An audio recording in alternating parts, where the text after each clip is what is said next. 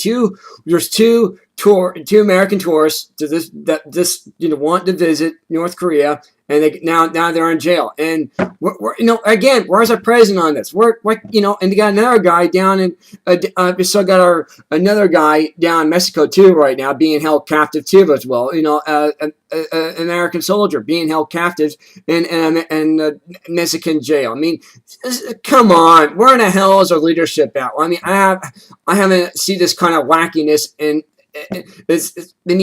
Even Bill Clinton never did this. Bill Clinton got it right. He worked with the Republicans. Hell, this president's not even worked with Republicans. And now, Trey Gowdy, speaking of Trey Gowdy, did you know he's actually investigating this week the electrical emissions on GM motors. So that's what he's working on right now. So he's on the hearing committee about this. So he is doing something. But he's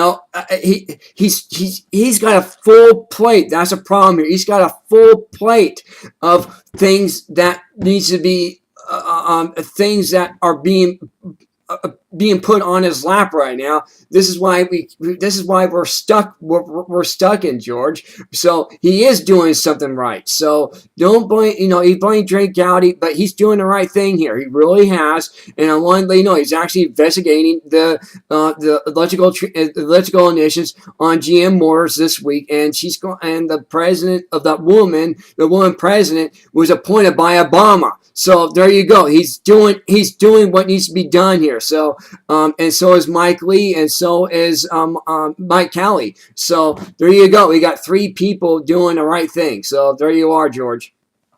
Well, Trey Gowdy is a voice for conservatives, right. And in that sense, he's doing the right thing. What I didn't express negativeness about Trey Gowdy. I was just saying that there are a lot of conservatives that are frustrated that he as chairman of that select committee, has not called it together and has not subpoenaed the president. He hasn't had time to. Even if he doesn't do that, even if this quote-unquote plate is full, if he keeps talking and presenting things to the media, he's doing a service for the country.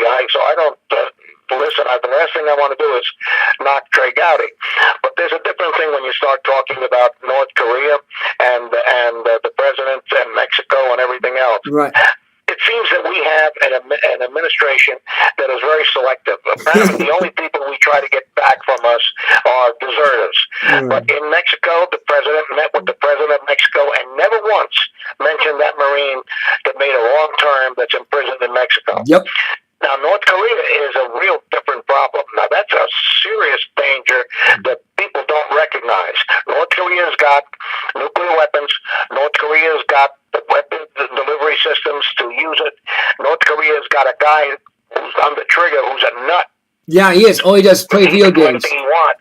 We should be paying more attention to North Korea. The fact that they got two of our people a week apart and imprisoned them for almost no reason at all, or at least they haven't given us a reason. What they were trying to say is, hey, America, look at me.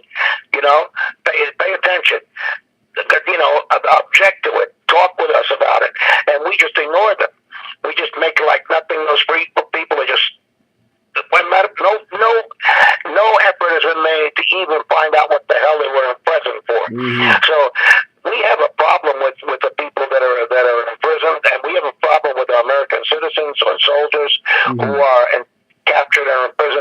Seems like the only people that we get out of this Bergdahl guy who's a deserter, and they knew he was a deserter before it happened, and he's going to get off easy.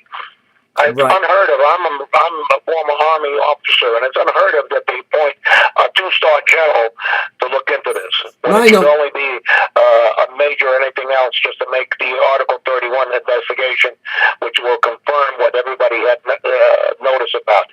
So these are the things that, when you start looking at that, and the average citizen who doesn't know anything, who's not as informed as you, who is not as up-to-date on what's going on in this country, they look at two things like that, and they say, what happened? How can this happen in this country?